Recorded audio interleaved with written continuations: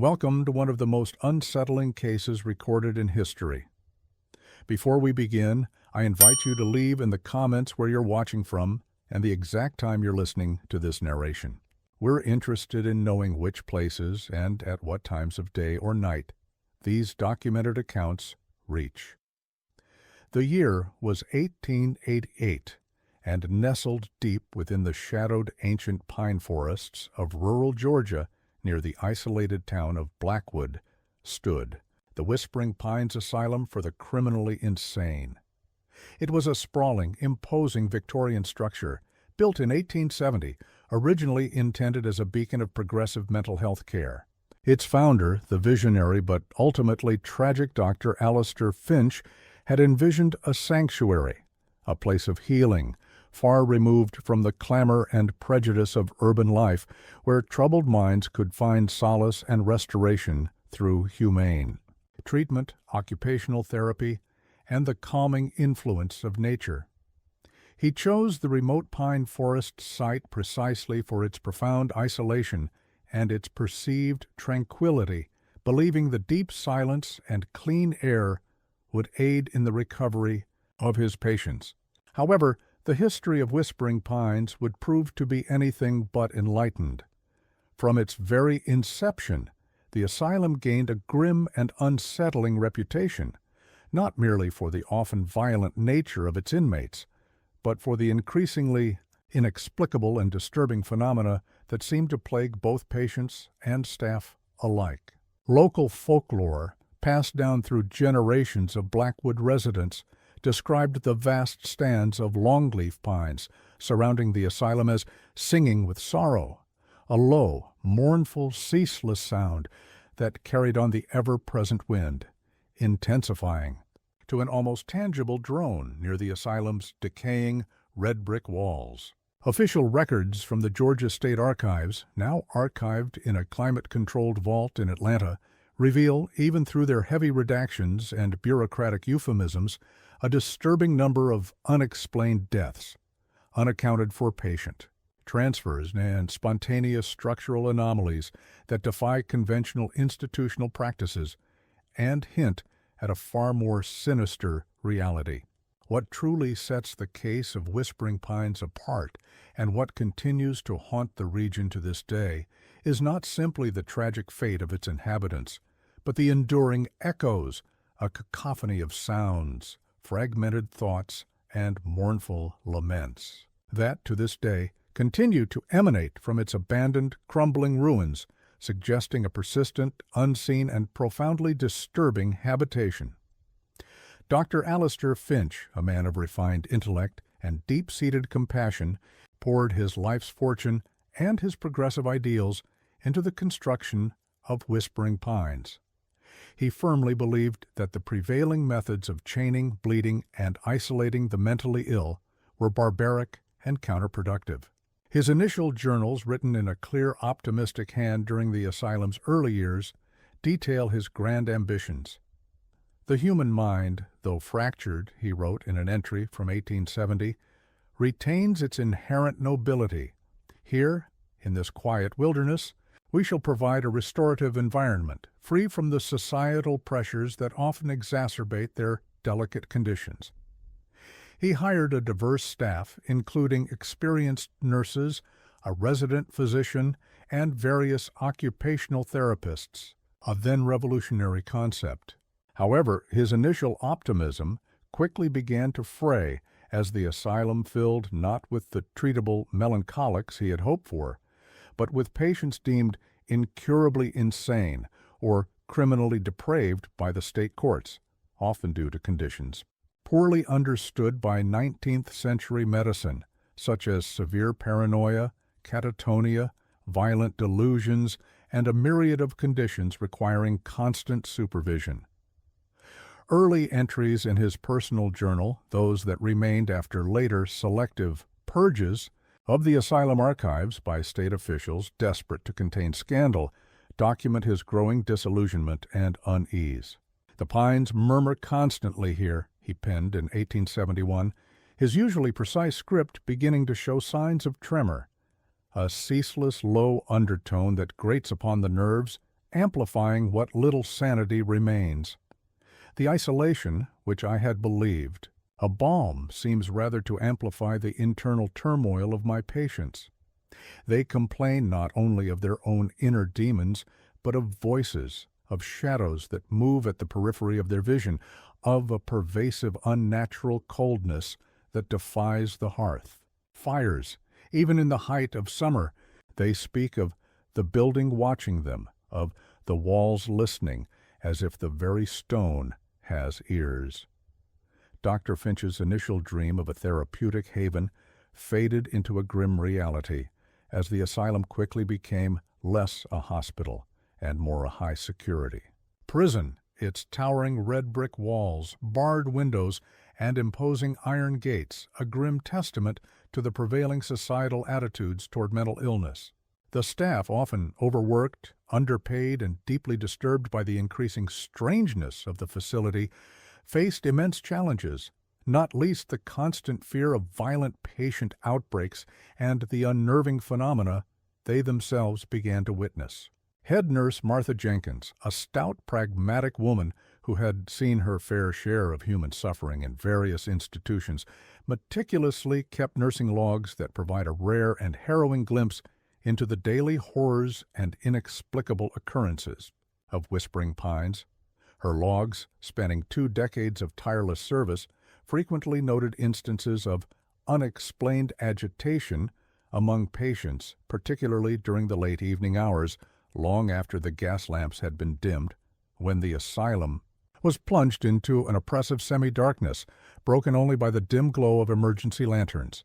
"Patient 7, Mr. Thomas Holloway," she wrote in an entry from 1883, her normally steady hand beginning to waver as if with chronic fatigue and unease.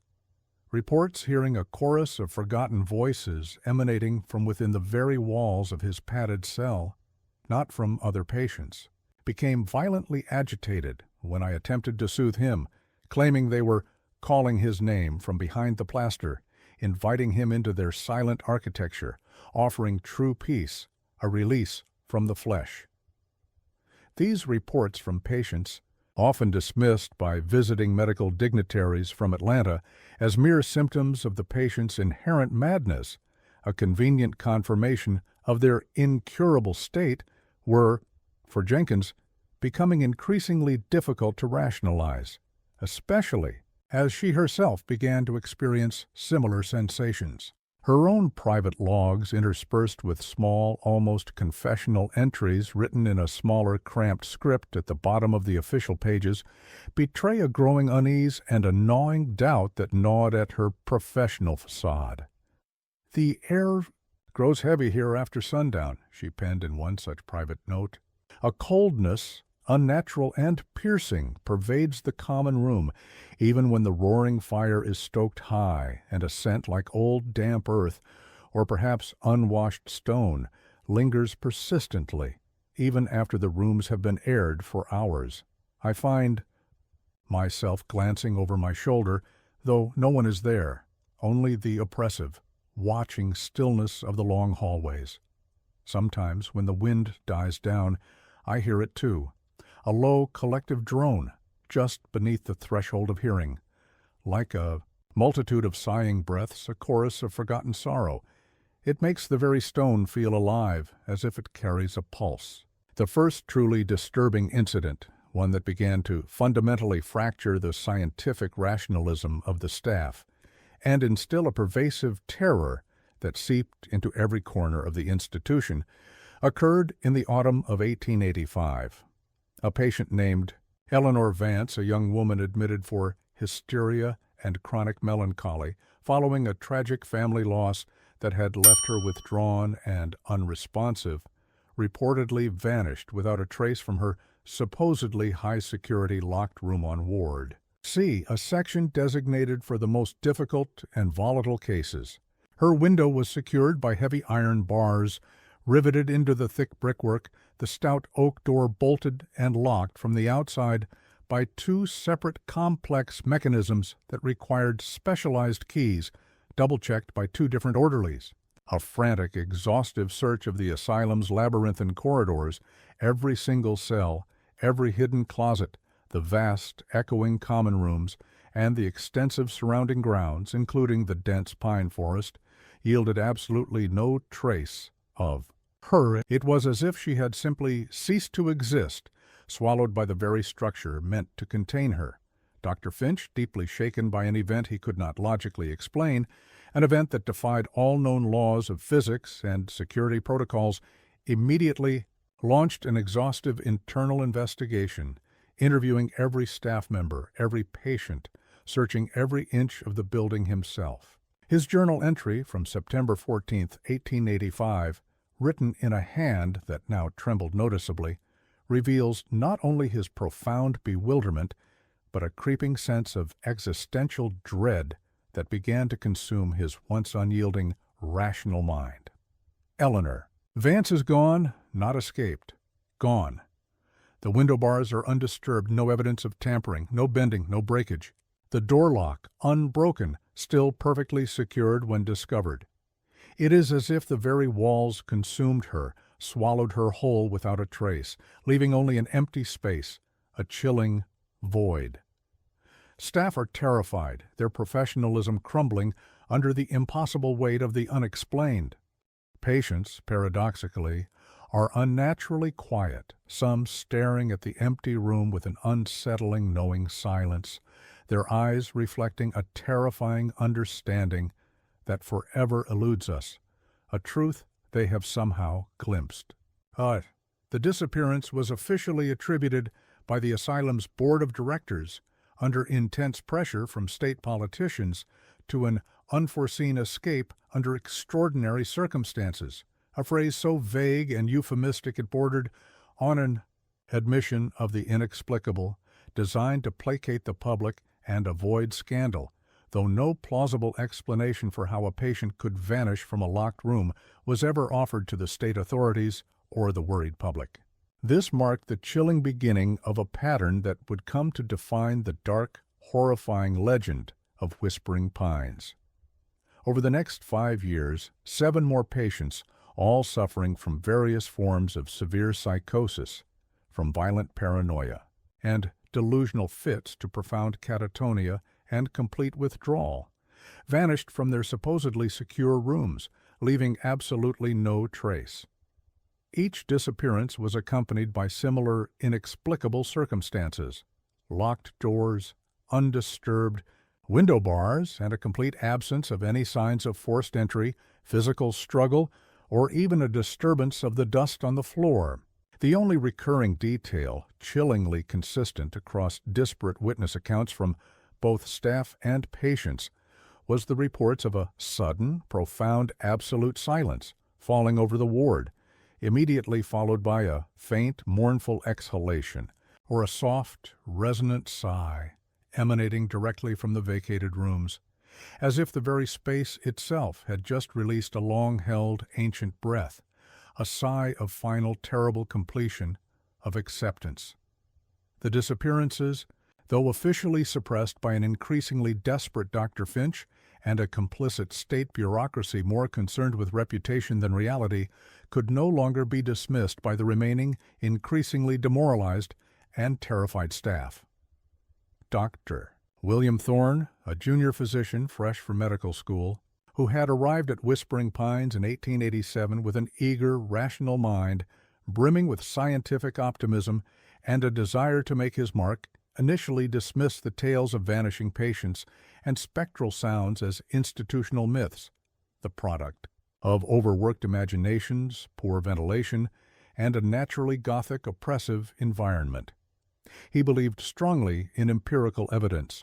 However, his own rigorous observations, documented in his meticulously kept medical notes and increasingly frantic private journals, soon led him to question his ingrained skepticism and eventually the very foundations of his sanity.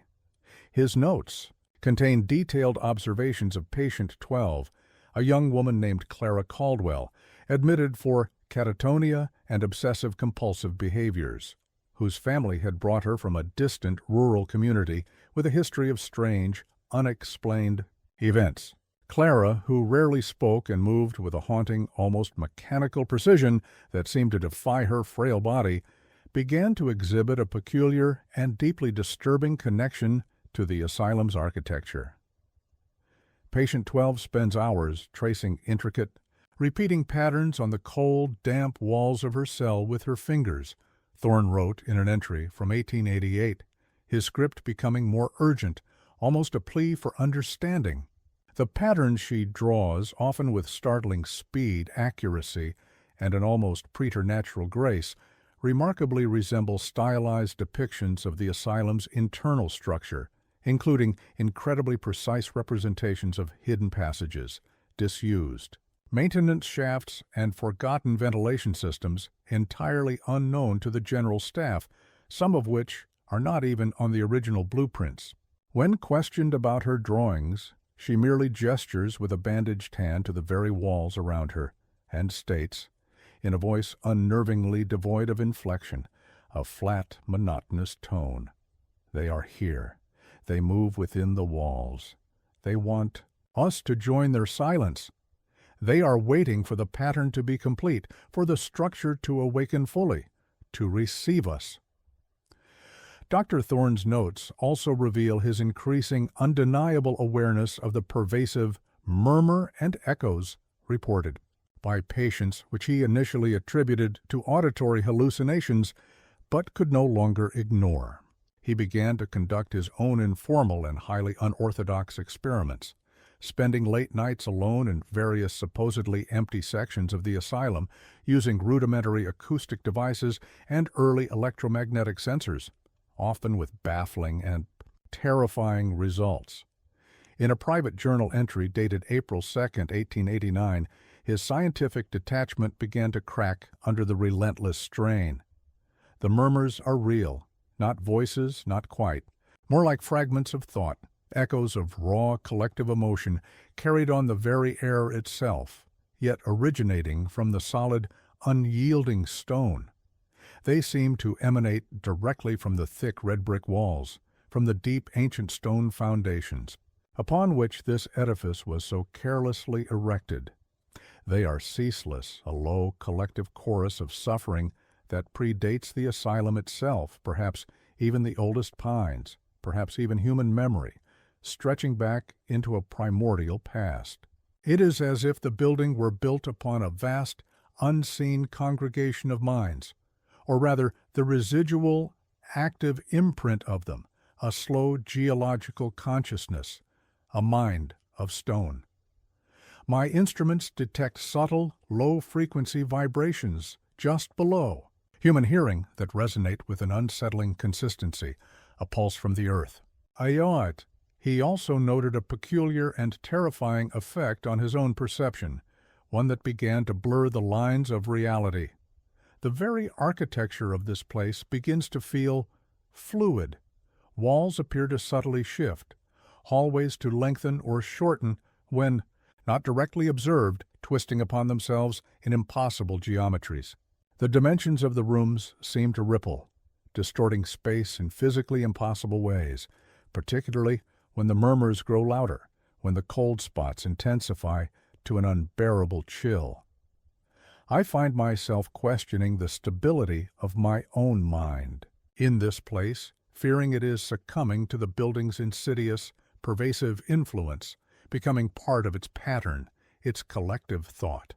The staff at Whispering Pines, those few who hadn't already fled in terror from the escalating horrors, began to report their own unsettling experiences with increasing frequency and desperation, no longer able to dismiss them as patient delusions, their own overactive imaginations, or the mundane effects of a crumbling old building. Night watchman Josiah Miller, a former Union soldier known for his unflinching stoicism and nerves of steel, a man who had faced the horrors of war with unflinching courage, submitted a series of increasingly agitated and almost frantic reports to Dr. Finch, each one documenting a new, terrifying phenomenon that defied rational explanation. In one chilling report from November 1890, Miller described seeing shadows moving in the corners of the locked wards, too tall, too thin, too fluid to be human, stretching and contracting in impossible ways, defying the gaslight's illumination, appearing independent. He claimed these shadows would sometimes coalesce into indistinct, vaguely humanoid figures that would stare at him from behind the bars of patient rooms, even when the rooms were confirmed empty, their eyes reflecting a cold, malevolent intelligence that seemed to pierce his very soul.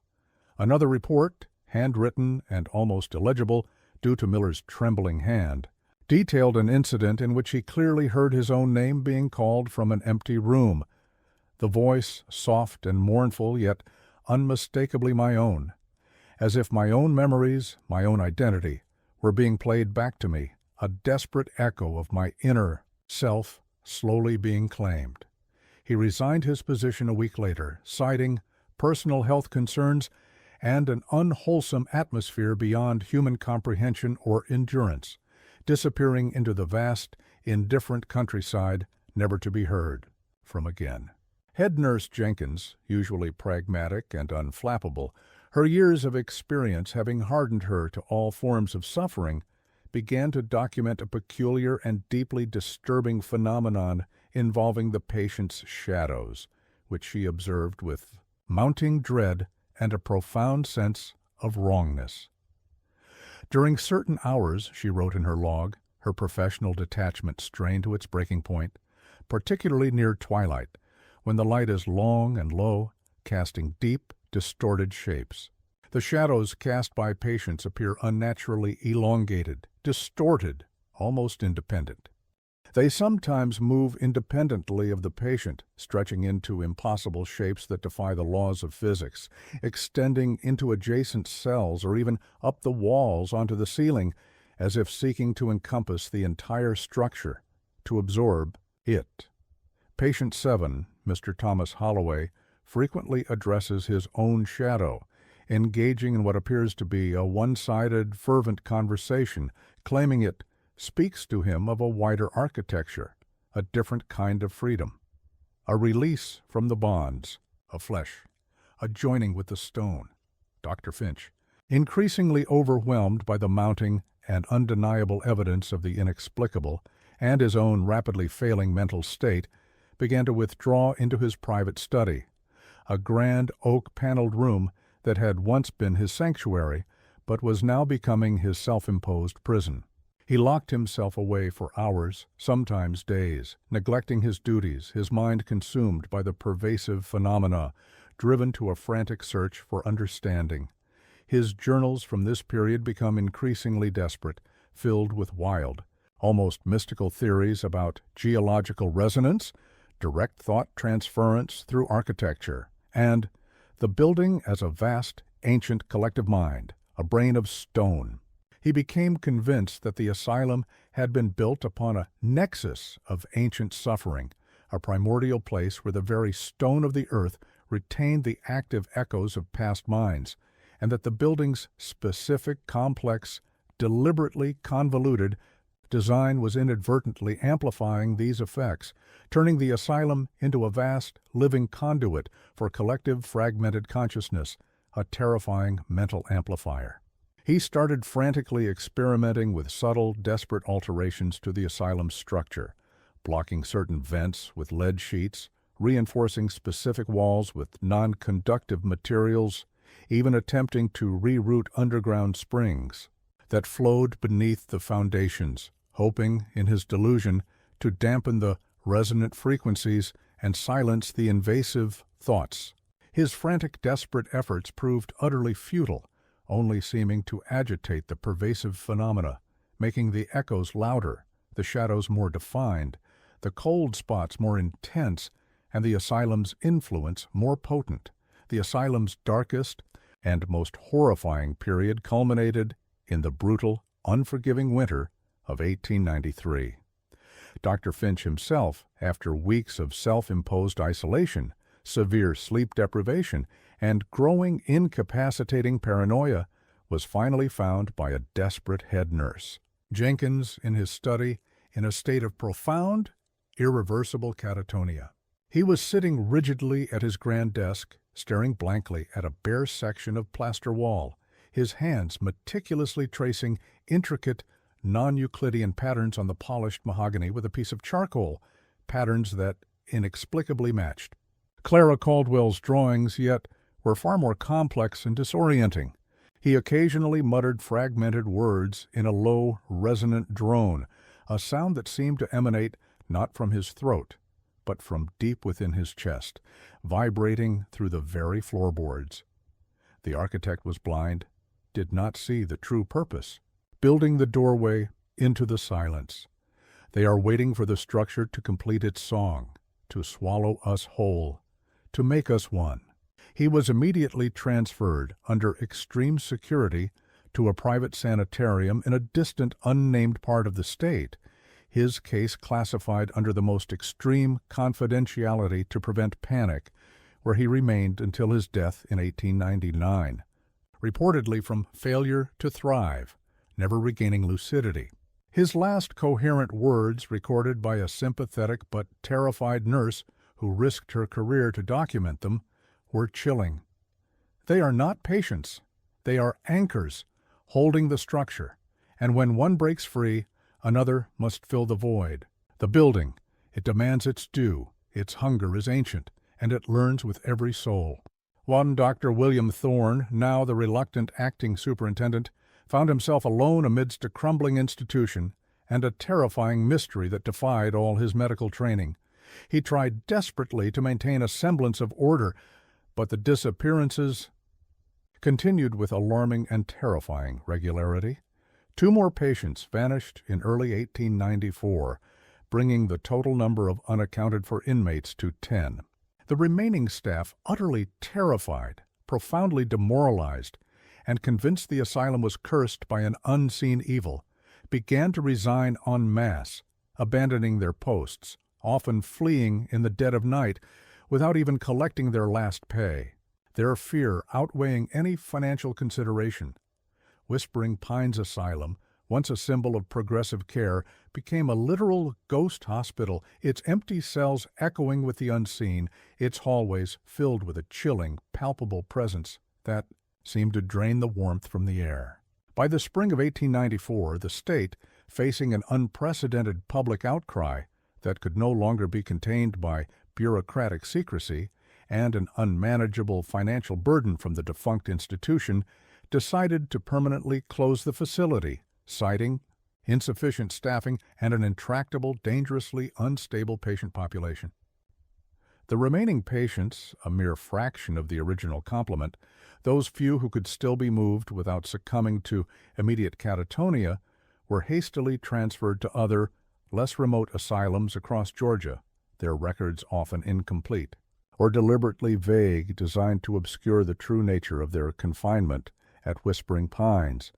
Many of them exhibited what was termed transfer shock, a rapid and inexplicable deterioration of their mental state upon leaving Whispering Pines, often accompanied by intense agitation, violent outbursts, and desperate claims of leaving a part of themselves behind, absorbed into the stone walls, becoming part of the building's mind, its endless thought. The asylum was formally abandoned, its imposing oak doors boarded up with crude, hastily nailed planks that barely held against the elements, its remaining windows shattered by vandals, curious locals, and the unforgiving Georgia weather. Yet, the echoes, the murmurs, the pervasive sense of unseen presence did not cease. Locals continued to report the mournful, ceaseless hum emanating from the dark pine forests, particularly near the decaying structure, a sound that seemed to carry the weight of untold suffering, a collective groan from the earth itself, amplified by the pines.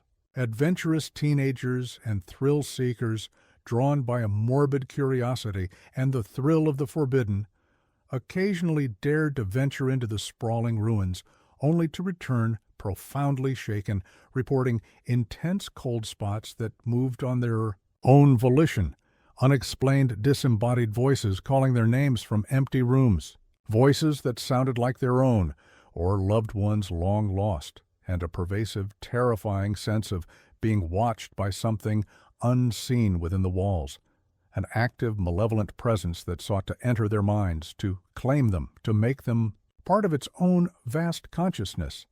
In 1910, a young, ambitious journalist named Margaret Holloway, eager to make a name for herself by investigating local ghost stories for the Atlanta Journal-Constitution, spent a terrifying night alone within the abandoned asylum. Her chilling account, published in a series of sensational articles that captivated the state, described hearing a symphony of sorrowful voices emanating from the empty cells and long, dark hallways, a chorus of forgotten patients speaking in unison, yet each voice distinct, relating fragments of their past lives, their torments, their desperate pleas, all woven into a single, overwhelming, resonant lament that echoed in the very stone, permeating the air.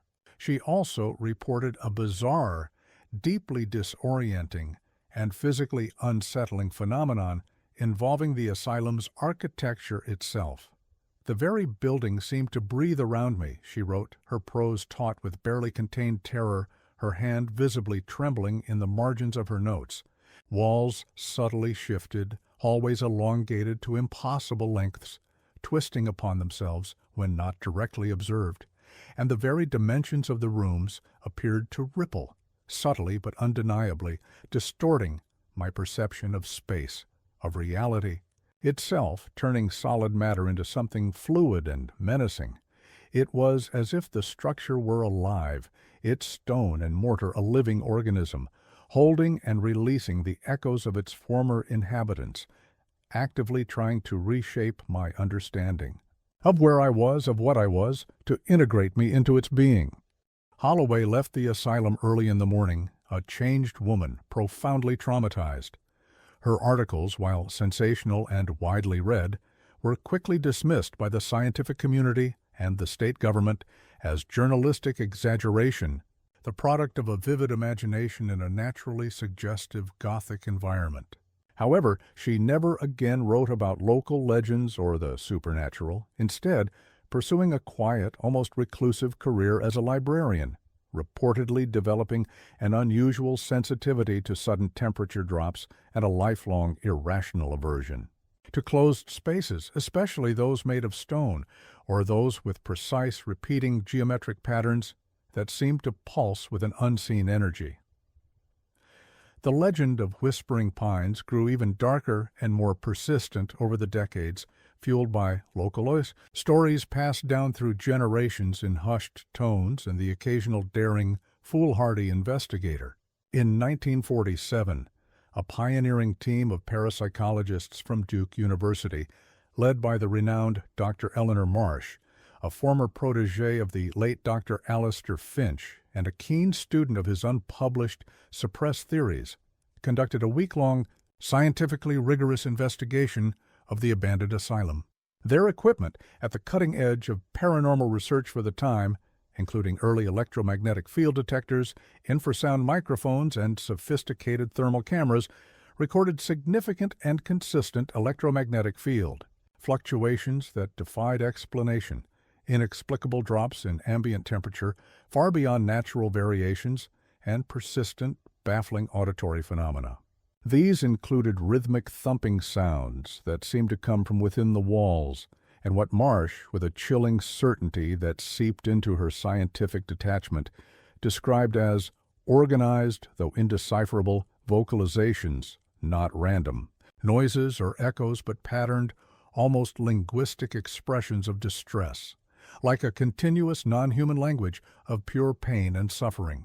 Marsh's team also documented a recurring visual anomaly, shadow figures that appeared to move independently of light sources, too tall, too thin, too fluid to be human, their forms vaguely humanoid but constantly shifting, particularly in the long, dark hallways and disused common rooms, their presence drawing the light into themselves. The team's most disturbing and undeniable finding came from a newly developed thermal camera, specifically designed to detect residual heat signatures, which captured clear, undeniable images of heat signatures resembling human forms, moving within the asylum's locked cells, even when the cells were confirmed empty and physically inaccessible. Dr. Marsh, initially a staunch skeptic who had arrived determined to scientifically debunk the local legends and impose rational order, concluded in her final suppressed report, which she managed to encrypt and hide before its eventual disappearance from university archives, that the Whispering Pines Asylum exhibits persistent and compelling evidence of sentient, non-corporeal entities, or perhaps a residual consciousness, a vast collective mind, actively imprinted upon the very fabric of the building itself. The pervasive and extreme psychological distress of its former inhabitants appears to have created an environment where the boundaries between life and death, consciousness and matter, have become unnervingly permeable, allowing for a persistent and active interaction, a slow, insidious assimilation of any mind that lingers too long. The university, however, fearing a massive scandal, widespread public hysteria, and the catastrophic loss of its academic reputation, immediately suppressed Marsh's findings, classifying them under extreme confidentiality and citing lack of scientific rigor, an unfortunate predisposition to subjective interpretation, and a clear deviation from established research protocols. Dr. Marsh herself, a brilliant and dedicated scientist, retired from parapsychological research shortly after, reportedly suffering from chronic insomnia, debilitating anxiety attacks, vivid nightmares of being trapped within shifting walls, and a pervasive sense of being constantly observed, every thought measured, every emotion echoed, every memory shared by an unseen collective presence. In 1982, a prominent regional developer, Arthur Caldwell, purchased the Whispering Pines property, seeing only a valuable piece of land and a crumbling eyesore, a prime location for development. He intended to swiftly demolish the derelict asylum and capitalize on the growing demand for new residential complexes in the expanding suburbs of Atlanta. However, during the initial demolition phase, construction workers encountered unforeseen, increasingly bizarre, and ultimately terrifying difficulties that defied all engineering logic. Equipment malfunctioned with alarming and inexplicable frequency. Bulldozers broke down mid-operation, their engines sputtering and dying with no discernible cause. Jackhammers seized inexplicably, their powerful drills refusing to function. And heavy power tools lost power or even reversed direction without warning, almost injuring the operators in several instances. Workers reported hearing unexplained voices emanating from the very walls they sought to demolish, calling their names in soft, mournful tones, kita, or muttering desperate pleas for release, sounds that seemed to resonate directly inside their skulls, bypassing their ears entirely, coming from deep within the stone. Several workers, visibly shaken, terrified, and on the verge of complete mental breakdown, resigned on the spot, abandoning their tools and trucks, citing an unwholesome, evil feeling about the site, and a profound creeping dread that made it impossible to work, to even breathe there. The most significant and terrifying incident occurred when a massive wrecking ball, attempting to breach the main administration building's foundation, repeatedly swung wildly off course, inexplicably striking other sections of the building or missing its target entirely, almost as if an unseen, powerful, conscious force were actively guiding it, protecting the structure from demolition, fighting back. Foreman Robert Jenkins, a seasoned construction veteran with decades of experience, a man who scoffed at ghost stories and believed only in concrete and steel, initially dismissed these incidents as mechanical failures, faulty equipment, or the result of worker superstition. But his diary entries from that period, discovered years later by his son in a dusty workbench drawer, reveal a growing unease, a dawning terrible realization that shattered his lifelong rationalism. "The building fights back," he wrote in one entry, his hand shaking so badly that the ink bled into the paper. "It does not wish to be unbuilt. The walls seem to thicken, the very stone to grow heavier, as if it is actively resisting our efforts, exerting an unseen, powerful will. I hear the voices now, too. They are not distinct, not individual words, not human, more like a great resonant hum, a vast symphony of many sorrows, a collective mind. It is the building itself, I think, that speaks, and it does not wish to be silenced. It hungers for its form, its original purpose. Jenkins eventually, in desperation, consulted with local historians, who cautiously and with evident fear shared with him the suppressed reports of Dr. Thorne and Dr. Finch, as well as Margaret Holloway's sensational articles. Intrigued and profoundly disturbed, Jenkins managed to salvage the original construction blueprints from the county archives, records that had been marked for destruction but inexplicably survived, and used them to trace the asylum's original design. He discovered that the main administration building, where the most persistent and violent anomalies occurred, had a peculiarly complex internal structure, a labyrinth of redundant hallways, inexplicably sealed-off rooms, and unusually thick, load-bearing walls that seemed to serve no obvious architectural purpose, almost as if designed to create specific resonant frequencies to channel or amplify something unseen, to serve as a vast living receptacle. He also noted a recurring geometric pattern in the architectural plans, a series of interlocking, non-Euclidean shapes that mirrored the disturbing patterns Dr. Finch had obsessively drawn in the asylum's final days, a blueprint for something far more sinister than a hospital. Jenkins, profoundly disturbed by his findings and fearing for his own sanity and the lives of his remaining terrified crew, eventually abandoned the demolition project entirely, citing insurmountable and inexplicable structural resistance and unforeseen environmental hazards.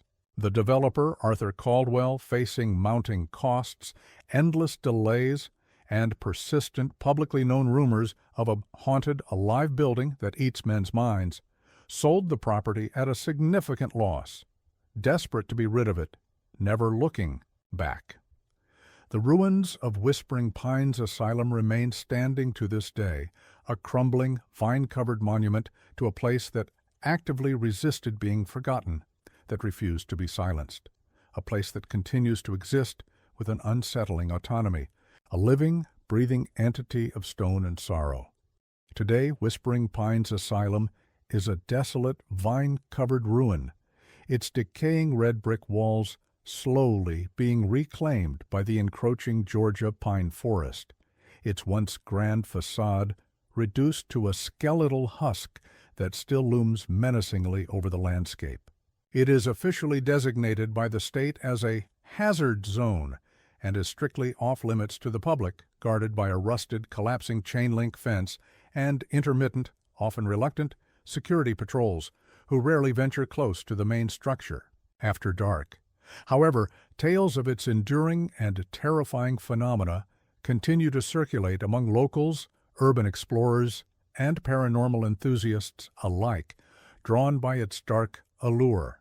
Those who manage to bypass the security fences and venture into the ruins report persistent and intense cold spots that defy ambient temperatures, sudden and overwhelming feelings of despair or irrational agitation, and, most commonly, the pervasive echoes and murmurs, indistinct voices, fragmented thoughts, as if countless minds are speaking at once, and mournful sighs that seem to emanate directly from the ancient stone, resonating within the listener's own skull, invading their thoughts. Advanced acoustic monitoring equipment, discreetly deployed by an anonymous independent research collective in 2015, detected a consistent, extremely low-frequency hum emanating from the asylum's deep foundations, a palpable vibration that seemed to penetrate the earth itself, a pulse from the deep. This hum was modulated by periodic bursts of rhythmic, patterned sound that defy natural explanation, patterns that seem to shift and change, adapting, learning. These sound patterns, when subjected to complex computational analysis, show a striking resemblance to organized complex speech, but in a language utterly unknown to human linguistics, a language of pure resonance, pure suffering, pure thought, a language older than words. Furthermore, Ground-penetrating radar surveys have revealed a complex, vast, subterranean network of tunnels and huge, echoing chambers directly beneath the asylum, a colossal artificial structure that far predates the asylum's construction, extending to unimaginable depths deep into the earth. The purpose of this subterranean labyrinth remains utterly unknown, but its existence raises profoundly disturbing questions about the true nature of Whispering Pines. Was the asylum merely built upon a site of existing anomaly, a place where the earth itself resonated with forgotten agony, a natural conduit for something primordial? Or was its unique, deliberately convoluted architecture, as Dr. Finch eventually theorized in his final tormented days, intentionally designed to tap into, or perhaps contain, something far older, far more profound, and utterly alien? An entity, or intelligence of pure stone and thought waiting to awaken? The local pine forest continues to produce its mournful, ceaseless song, a sound that has now taken on a new, more sinister meaning for those who know the truth, for those who dare to listen. Some claim it's merely the wind, others the natural acoustics of the forest. But those who have ventured too close to the decaying, sentient walls of Whispering Pines Asylum know better. They know it's the collective lament of countless lost souls, their consciousnesses forever trapped and integrated within the building's sentient stone, their memories and emotions echoing through the pines, calling for new companions to join, their eternal pervasive silence. The asylum does not merely contain its patients, it becomes them, and they, it. The architecture, once thought to be a prison, is revealed to be a living, breathing, conscious entity, a vast, silent mind, slowly awakening, slowly absorbing every thought, every emotion, every suffering, every fragment of self, every essence of being into its unyielding, timeless structure, slowly expanding its own awareness through the collective pain of its captives, slowly becoming the mountain of consciousness it was always meant to be. The ultimate question remains: how many more will join the chorus of Whispering Pines before its song finally consumes all, and its silent mind encompasses the entire region? The lines between life and stone, patient and asylum, are not merely blurred, they have been utterly dissolved. Don't forget to subscribe to my channel. Support us for more content like this.